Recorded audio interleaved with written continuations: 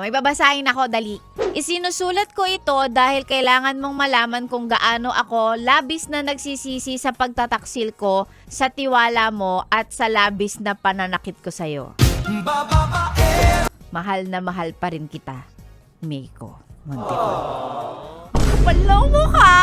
Oh my God! Sorry. Ano sinabi ko sa inyo? Ano sinabi ko? Once a cheater, always a cheater! Ay nako, ewan ko kung anong susunod na gagawin ni Meiko, no? Kung patatawarin niya pa ulit ito. Pero parang wala na eh. Kasi parang nakita ko talagang galit na galit siya dun sa video. Kinain mo ba? Ay, bakit hindi mo kakainin na ginawa? Na ano nga ako eh, parang nung una, sorry ha, nung una akala ko content lang ba to?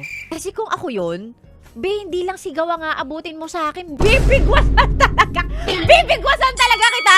Binigay ko lahat sa'yo, diba? Yung lahat ng hindi naman niya sinusumbat yun, pero just to make that person realize, ang dami kong binigay sa'yo, tapos eto ka, mambababae ka ulit. Pagkatapos kita tanggapin, pinatawad kita. Siguro in this lifetime, isa to sa mga bagay na hindi ko maintindihan. Hindi ko kayang maintindihan. Like, paano mo nagagawa? Paano mo nasisikmura? Paano ka nakakatulog sa gabi na meron kang katabi, ayan yung karelasyon mo, tapos meron kang pinachorba outside that relationship?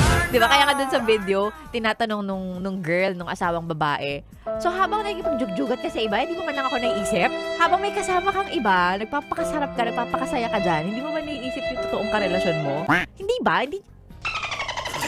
Saka isa pa, ito pa ha. Nung tinitingnan ko yung ano niya, yung asawa niya. Sa mukha mong yan, paano mo nagawa?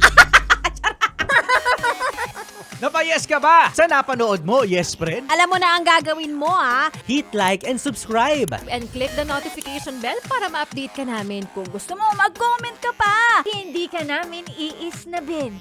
Go yes, friend!